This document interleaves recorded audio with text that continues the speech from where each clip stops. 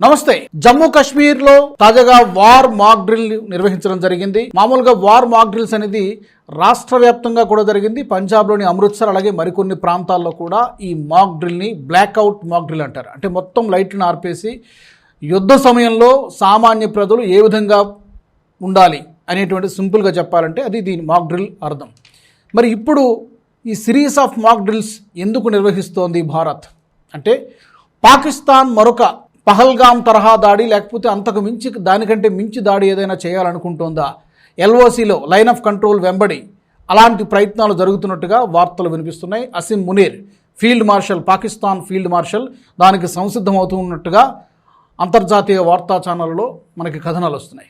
అసలు ఏం జరుగుతోంది బోర్డర్లో, ఇండియా పాకిస్తాన్ బోర్డర్లో ఏం జరుగుతోంది? ఈ వార్ మాక్ డ్రిల్స్ దేనికి సంకేతం? దీని గురించి తెలుసుకుందాం. నాతో జాయిన్ అవుతున్నారు డిఫెన్స్ ఎక్స్పర్ట్ రిటైర్డ్ కల్నల్ వివి రావు గారు. రావు గారు నమస్తే. నమస్తే. రావు గారు, ఈ వార్ మాక్ డ్రిల్స్ జరిగాయి దాదాపుగా ఇక్కడ ఏప్రిల్ 23న అనంతనాగ్ జిల్లాలో, కుప్వారా జిల్లాలో, నార్త్ కాశ్మీర్లో చాలా ప్రాంతాల్లో జరిగాయి, పూంచ్ జిల్లాలో కూడా జరిగాయి, పంజాబ్ అమృత్సర్లో కూడా జరిగాయి. ఏంటి ఇప్పుడు సడన్గా ఇది రెగ్యులర్ ప్రాసెస్లో భాగంగా జరిగిందా లేకపోతే దీనికి ఏమైనా పర్టికులర్గా ఒక సిగ్నిఫికెన్స్ ఏమైనా ఉందా? అంటే అలాంటి పరిస్థితులు ఏమైనా మనకు 1-2 నెలల్లో పాకిస్తాన్కి భారత్కి మధ్య ఏమైనా సంఘర్షణ లేకపోతే యుద్ధ వాతావరణం వచ్చేటువంటి అవకాశం ఉందా? ఫస్ట్ థింగ్ ఏంటంటే ఏప్రిల్ 22ని పహల్గామ్ దాడికి ఫస్ట్ యానివర్సరీ జరిగింది. ఆ టైంలో మొత్తం ఇండో పాక్ రిలేషన్స్ అన్ని ప్రపంచం అంతా కేవలం ఇండియానే కాకుండా రివ్యూ జరిగింది. అందులో చాలా మంది భారతదేశాన్ని సమర్థించారు. తీసుకున్న యాక్షన్ని, దానికి సర్ప్రైజ్, మనం చేసిన సర్ప్రైజ్ యాక్టివిటీని చాలా మెచ్చుకున్నాం. అయితే పాకిస్తాన్లో మాత్రం గత 2 నెలలుగా ఎల్ఈటి అండ్ జేఈఎం ఇంటెలిజెన్స్ వాళ్ళని పాకిస్తాన్ అసీం మునీర్ గారు కలవడం జరిగింది, టాప్ కమాండర్స్. తర్వాత అసీం మునీర్ గారి ఇన్స్ట్రక్షన్స్ ప్రకారం సాయాల్కోట్కి ఉత్తరాన్ని, అంటే బేసికలీ పాకిస్తాన్ ఆక్రమిత కాశ్మీర్ అని మనం దేన్నైతే అంటామో, సాయాల్కోట్ నుంచి కొంతవరకు ఇంటర్నేషనల్ బౌండరీ ఉంది, కానీ దానిపైన అంతా నియంత్రణ రేఖ ఉంది. ఆ నియంత్రణ రేఖ పొడవునా కొత్తగా బంకర్స్, విపరీతంగా బంకర్స్ కట్టడం, డిగ్గింగ్ జరగడం, artillery and motor ammunition come చేయడం, తర్వాత కొంతవరకు పాత రిపోర్ట్స్ ప్రకారం టాక్టికల్ న్యూక్లియర్ వెపన్స్ సాయల్కోట్ ప్రాంతంలో మోహరించినట్లు ఇవన్నీ రిపోర్ట్స్ వస్తాయి. అలాగే వాళ్ళ డిఫెన్స్ మినిస్టర్ స్టేట్మెంట్ కూడా ఆయన స్టేట్మెంట్ కూడా వచ్చింది. ఏంటంటే ముందర కలకత్తాలో చూపిస్తాం, తర్వాత భారత్కి ధీటుగా జవాబు చెప్తాం అన్నట్టుగా ఏదో మాట్లాడుతాం. మనం ఒకటి గమనించాలండి, పాత 5 డిక్టేటర్లు ఎవరైతే పాకిస్తాన్లో ఉన్నారో, ఎప్పుడైతే వాళ్ళు అమెరికాకి దగ్గర సన్నిహితం అయ్యారో, అయూబ్ ఖాన్ గారి దగ్గర నుంచి యాహియా ఖాన్, తర్వాత జియా ముషరఫ్ మునీర్ గారు, ప్రస్తుతం మునీర్ గారు అమెరికాకి చాలా చేరువలో ఉన్నారు. ఆయన ట్రంప్ గారికి రైట్ హ్యాండ్ మెన్ కింద ఈ ఇరాన్ యుఎస్ యుద్ధంలో మీడియేషన్ కోసం చాలా ప్రేమను పంచుకుంటున్నారు. బేసికలీ పాకిస్తాన్ వాళ్ళు అమెరికాకి దాస్యం చేస్తూ కొరియర్ కింద ప్రవర్తిస్తున్నారు. అదే ఇరాన్ కూడా చెప్పడం జరిగింది, పాకిస్తాన్ అసలు యుఎస్ చెప్పిన మాటలు వింటుంది తప్పితే కానీ మేము చెప్పిన మాటలు వింటలేదని వాళ్ళ ఫారెన్ మినిస్టర్ వెళ్ళిపోవడం జరిగింది. ఇప్పుడు ఇటువంటి పరిస్థితుల్లో జనరల్గా వాళ్ళకి, పాకిస్తాన్ వాళ్ళకి ఏమి అభిప్రాయం అంటే, ఇండియా మీద ఏదైనా అటాక్ చేస్తే దానివల్ల అమెరికన్ ప్రెషర్ ఉంటుంది, అమెరికన్ ప్రెషర్ వల్ల మనల్ని ఇండియా ఏం చేయలేదు. దాంతో ధీటుగా 3 క్యారియర్ గ్రూప్స్ ఇప్పుడు అరేబియన్ సీలో ఉన్నాయి. అంటే ఒకటి మెడిటరేనియన్ సీలో ఉన్నా కానీ అది దాదాపు వాళ్ళకున్న మిసైల్ రేంజ్లోనే ఉంది. సో ఇప్పుడు 2 క్యారియర్ గ్రూపులు ఒకటి కొత్తగా కూడా కలవడం జరిగింది. అబ్రహాం లింకన్ బుష్ అన్న క్యారియర్ గ్రూప్ జరగడం జరిగింది. ప్లస్ మీడియేషన్ లో చాలా international event to the extent of Nobel peace prize కి రికమెండేషన్ కూడా జరగడం జరుగుతుంది అసీం. సో ఈ నేపథ్యంలో చైనా ఇచ్చిన వార్నింగ్లు కూడా చూడాలి. చైనా ఏమని చెప్తుంది, మీరు ఇండియాలో ఉన్న వాటర్ బాడీస్ ని అటాక్ చేయొద్దు. ఎందుకంటే ఏప్రిల్ నెల వచ్చింది, మే నెల వస్తుంది. మే నెలలో వీళ్ళకి తీవ్రమైన నీటి ఎద్దడి జరుగుతుంది. అది మన సింధు వాటర్ జలాలని కంట్రోల్ చేయడం వల్ల పాకిస్తాన్ పంజాబ్లో ఇరిగేషన్ దెబ్బతింటుంది జూన్లో.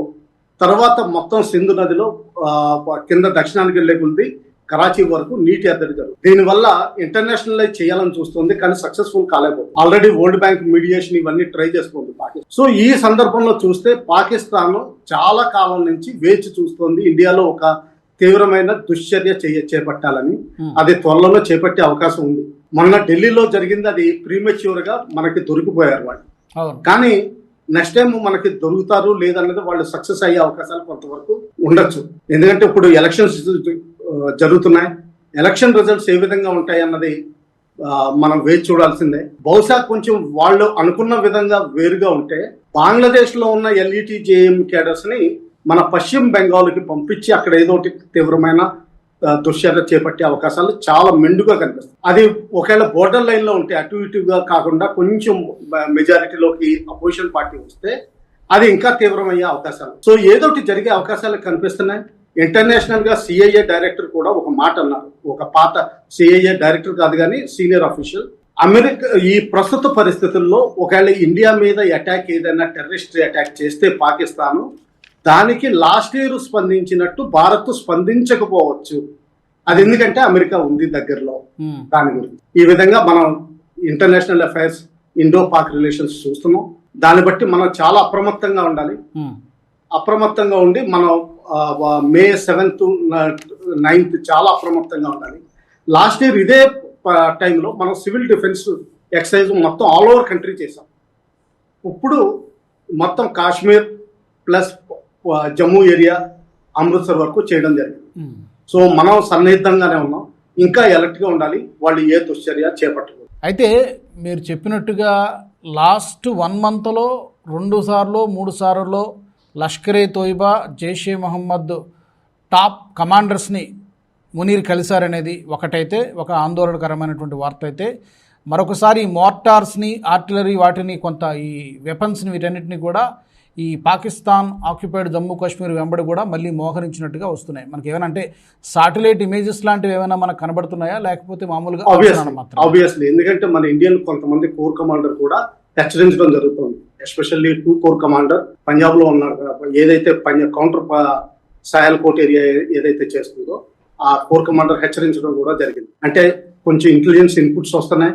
ఎందుకంటే ఆర్టిలరీ మోటార్స్ ఎక్కువ డిప్లాయ్ అయినప్పుడు, ఎమ్యునిషన్ డంపింగ్ అయినప్పుడు చాలా క్లియర్ కట్ ఇండికేషన్స్ వస్తాయి, అవి కనిపిస్తున్నాయి. అలాగే ఈ పెద్ద ఎత్తున బంకర్లను కూడా కన్స్ట్రక్ట్ చేస్తోంది along the LOC line of control, నియంత్రణ రేఖ వెంబడి పాకిస్తాన్ ఆర్మీ బంకర్లను కూడా కన్స్ట్రక్ట్ చేస్తోంది అనేది మరొక వార్త, మరొక పాయింట్. రెండోది ఏంటంటే చైనా నుంచి కొన్ని సీక్రెట్గా ఎయిర్ డిఫెన్స్ సిస్టమ్ని తరలిస్తోంది. ఇప్పటికే అందించిందో లేకపోతే అందించే ప్రయత్నంలో ఉందో చైనా పాకిస్తాన్కి సీక్రెట్గా. అఫ్కోర్స్ మనకు మొన్న ఆపరేషన్ సింధూర్ టైంలో అవేమీ కూడా పని చేయలేదు. మరి మళ్ళీ వాటినే పంపిస్తుందా, లేకపోతే అవి కాకుండా ఇంకేమైనా చైనా దగ్గర ఉన్నాయో తెలియదు. ఈ ఎయిర్ డిఫెన్స్ సిస్టమ్ని కూడా పాకిస్తాన్కి చైనా చేరవేస్తోంది అనేటువంటి వార్తలు కూడా వినబడుతున్నాయి. ఎగ్జాక్ట్లీ, చైనా తన ఎయిర్ క్రాఫ్ట్ ని, అంటే లాజిస్టిక్స్ ఎయిర్ క్రాఫ్ట్ ని ట్రాన్స్పాండర్ ఆఫ్ చేసి, అంటే బయట వేరే రడార్స్ కి మామూలుగా ఏటీసీకి ఎయిర్ ట్రాఫిక్ కంట్రోలర్స్ కి తెలియకుండా పాకిస్తాన్ లో ల్యాండ్ చేస్తుంది. అలాగే రోడ్డు రూపేణా కూడా పంపిస్తుంది. చాలా వరకు ట్రక్కులు వస్తున్నాయి. ఎయిర్ డిఫెన్స్ సిస్టమ్స్ చాలా వరకు ఫుల్ఫిల్ చేసినట్టు అనిపిస్తుంది. అలాగే J-17 విమానాలు ప్రొడక్షన్ విపరీతంగా పెరిగిందని పాకిస్తాన్. ఇది జాయింట్ ప్రొడక్షన్ ఎయిర్ క్రాఫ్ట్, ఇది విపరీతంగా పెరిగింది. దానికి కావాల్సిన ముడి పదార్థాలన్నీ చైనా నుంచి వస్తే అవన్నీ సప్లై చేస్తున్నట్టు మనం రూఢిగా అనుకోవచ్చు. ఇంకా J-35 కూడా కొన్ని విమానాలు సప్లై చేశారు ఆల్రెడీ, కొన్ని ట్రయల్స్ మీద ఉన్నాయన్న రిపోర్ట్స్ కూడా వస్తున్నాయి. దీన్ని బట్టి చూస్తే ఏంటంటే పాకిస్తాన్ అన్ని విధాల యుద్ధ సన్నాహాలు చేసినట్టు, ఏదోటి దుశ్చర్య చేపట్టేటట్టు కనిపిస్తుంది. అయితే ఇంకొక లాస్ట్ పాయింట్ ఏంటంటే ఈ వాటర్ బాడీస్ని, అంటే డ్యామ్స్ని, వాటిని టార్గెట్ చేయండి అని అసిం మునీర్ నుంచి ఈ ఉగ్రవాద సంస్థలకి ఆదేశాలు వచ్చినట్టుగా గతంలో ఆల్రెడీ బాహాటంగానే వాళ్ళు హెచ్చరించారు. ఏది ఆయిల్ రిఫైనరీస్ మీద దాడులు చేస్తామని చెప్పి మనం ఒక ఎపిసోడ్ కూడా చేశాం. ఎక్కడ రాజస్థాన్లో రాజస్థాన్లో హిందుస్థాన్ పెట్రోలియం దాని మీద దాడి చేశారు. దానికి ఆధారాలు ఏమీ లేదు, ప్రస్తుతానికి ఇన్వెస్టిగేషన్ జరుగుతోంది. ఇప్పుడు ఏంటంటే వాటర్ బాడీస్ లైక్ డ్యామ్స్, అంటే ఏ డ్యామ్స్ మీద ఒకవేళ కాస్త అప్రమత్తంగా ఉండాలి, అలర్ట్గా ఉండాలి? ఎస్పెషల్లీ చినాబ్ నది మీద కట్టిన కొత్తగా డ్యామ్స్ అవి ఫుల్ కంప్లీషన్ అవ్వలేదు. మనకి బేసికలీ వైష్ణోదేవికి పశ్చిమాలను ఉంటాయి ఇవన్నీ డ్యామ్స్, కొంచెం ఉత్తరంగా పశ్చిమాలను ఉంటాయి. ఆ డ్యామ్స్ మీద అటాక్ చేయొచ్చు. అలాగే కిషాన్ గంగా రివర్ మీద అంటే నార్త్ మనకి బోర్డర్ ఎక్కడ పడుతుందో, వాస్తవాదైన రేఖ ఎక్కడ ఉందో అక్కడ కూడా ఒక డ్యామ్, బాగ్లిహార్ డ్యామ్ కంప్లీషన్కి వస్తుంది, అక్కడ కూడా జరిగే అవకాశాలు ఉన్నాయి. అలాగే మనకి train net connectivity Vande Bharat introduce అవుతుంది 1వ తారీఖు నుంచి, ఈ రానున్న 1వ తారీఖు నుంచి జమ్మూకి దానికి మధ్యలో. ముందర కట్రా వరకు నడిచేది, అది ఇప్పుడు జమ్మూ వరకు ఎక్స్టెండ్ అవుతుంది. అలాగే ఫ్యూచర్ లో వందే భారత్ స్లీపర్ ట్రైన్ కూడా వచ్చే అవకాశాలు ఉన్నాయి. ఆల్రెడీ లాంచ్ చేశారు, it is already launch in some areas. Launch అంటే అది జమ్మూ వరకు పెంచుతున్నాం. Okay, 5.5 hours. దీనివల్ల విపరీతంగా కనెక్టివిటీ పెరుగుతుంది. దీన్ని డ్యామేజ్ చేసే అవకాశాలు కనిపిస్తున్నాయి. అలాగే రావి నది మీద మొన్న ఒక డ్యామ్ కొత్తగా కంప్లీట్ చేశాం. ఓకే, దాని మీద డ్యామేజ్ చేసే అవకాశాలు ఉన్నాయి. అయితే దీని మీద డ్యామేజ్ చేసే అవకాశాలు తక్కువ, ఎందుకంటే అగ్రిమెంట్ ప్రకారం చెనాబ్, సింధ్, జీలం నదుల మీద పాకిస్తాన్కి ఎక్కువ హక్కులు వచ్చింది. సో వాళ్ళు జస్టిఫికేషన్ దొరుకుతుంది ఆ డ్యామ్స్ మీద అటాక్ చేయడం. ఎస్పెషల్లీ చెనాబ్ నది మీద ఎక్కువ డ్యామ్స్ కన్స్ట్రక్షన్ జరుగుతుంది. ఓకే, సో డ్యాముల మీద దాడి జరగవచ్చు, లేదా ఆయిల్ రిఫైనరీస్ మీద చేయొచ్చు, లేకపోతే ఇంకెక్కడైనా అన్ఎక్స్పెక్టెడ్ ఎనర్జీ సెక్టర్ మీద ఎక్కువ, ఎనర్జీ సెక్టర్ మీద కూడా చేయడానికి, ఇన్ఫ్రాస్ట్రక్చర్ మీద కూడా, అంటే రైల్వే నెట్వర్క్, రోడ్ నెట్వర్క్ మీద కూడా కాన్సన్ట్రేషన్ ఉంటుంది. అలాగే చైనా కూడా ఇండైరెక్ట్ గా హింట్ ఇస్తుంది పాకిస్తాన్ కి, చెప్తూ మీరు ఇండియాలో వాటర్ డ్యాముల మీద అటాక్ చేయొద్దు అని చెప్తున్నారు. అంటే హింట్ పాజిటివ్ గా ఇస్తున్నారు. ఎవరికి ఇస్తున్నారు హింట్? పాకిస్తాన్. చేయమనా చేయొద్దనా? చేయొద్దని చెప్తున్నారు, కానీ పాకిస్తాన్ ఆబ్వియస్లీ అంటుంది మాకు తెలియదు, టెర్రరిస్ట్ గ్రూపులు చేసినాయి అంట. ఓకే, సో ఫైనల్గా ఇప్పుడు ఇలాంటి థ్రెట్స్ ఉన్నాయి కాబట్టి ఈ బ్లాక్అవుట్ మాక్ డ్రిల్స్ని కండక్ట్ చేశారా, లేదంటే ఇలాంటి పరిస్థితులతో సంబంధం లేకుండా ప్రతి సంవత్సరం 6 నెలలకోసారో 5 నెలలకోసారో ఇలాంటి మాక్ డ్రిల్స్ బోర్డర్ స్టేట్స్లో జరుగుతూ ఉంటాయా? నార్మల్ కండిషన్స్లో కూడా జరుగుతాయా, లేకపోతే ఇప్పుడు పర్టికులర్గా సంథింగ్ స్పెషల్గా మనం చూడాలా? ఈ మాక్ డ్రిల్స్ అన్నప్పుడు కంప్లీట్ స్టేట్ అడ్మినిస్ట్రేషన్, ఎన్డీఆర్ఎఫ్, తర్వాత paramilitary forces, arm forces, civilians, schools అన్ని యాక్టివేట్ అవుతాయి. అంటే ఏంటంటే ఇది యథాలాపంగా ఆర్మీ చేసేదైతే వేరేది అనుకోవచ్చు. సివిల్ డిఫెన్స్ ఎక్సర్సైజ్ జరిగితే మాత్రం కంప్లీట్ స్టేట్ గవర్నమెంట్ ఇన్వాల్వ్ అవుతుంది. ఇప్పుడు జరిగింది సివిల్ డిఫెన్స్ మాక్ డ్రిల్. అంటే ఏంటంటే కంప్లీట్ పాకిస్తాన్ లో ఏదో జరుగుతోంది కాబట్టి అందుకని ఇక్కడ మనం మాక్ డ్రిల్ చేయడం జరిగింది. ఒకవేళ ఏదైనా జరిగితే ప్రజలు కూడా దానికి సంసిద్ధంగా ఉండాలి. ఏం చేయాలి, అలాంటి సిచ్యువేషన్ వస్తే ఏం చేయాలి? సైన్యం సంసిద్ధత అనేది ఎలాగూ ఈ త్రివిధ దళాలు ఉంటాయి కాబట్టి, సో ప్రజల్ని కూడా ప్రిపేర్ చేయాలి మెంటల్గా ఆ ప్రాంతాల్లో అనేది దాని ఉద్దేశంగా కనబడుతుంది. సో ఓకే, చూద్దాం. ఏదైనా కూడా అప్రమత్తంగా ఉండాల్సినటువంటి సమయమే, ఎందుకంటే మనం ఏది లైట్ తీసుకోవడానికి లేదు. మీరు అన్నట్టు ఏంటంటే అమెరికా యొక్క వార్షిప్లు కూడా దగ్గరలోనే ఉన్నాయి కాబట్టి ఆ అండ కూడా ఉండడానికి అవకాశం ఉంది. అందుకనే బహుశా పాకిస్తాన్ ఇదంతా కూడా ఈ నెట్వర్క్ అంతా చేస్తుందేమో, ఈ ప్రిపరేషన్ అంతా కూడా. చైనా కూడా వెనకుండి ప్రోత్సహిస్తుంది కాబట్టి ఆయన ప్రపంచం ముందర ఏడవచ్చు. నేను ప్రపంచంలో శాంతి తీసుకురావాలని చూస్తుంటే ఇండియా మా మీద దాడి చేసిందని మునీర్ గారు ఏడవడానికి అవకాశం చాలా మంచి సమయం. అదే ఎత్తుగడ ఇది కూడా ఒక ఎత్తుగడ కావచ్చు. దీనికి సైన్యం, ప్రభుత్వం, ప్రజలు సంసిద్ధంగా ఉండాల్సిందే. Exact. Thank you so much Rao garu, ధన్యవాదాలు. మరి బోర్డర్ స్టేట్స్లో వార్ సైరన్ మోగింది.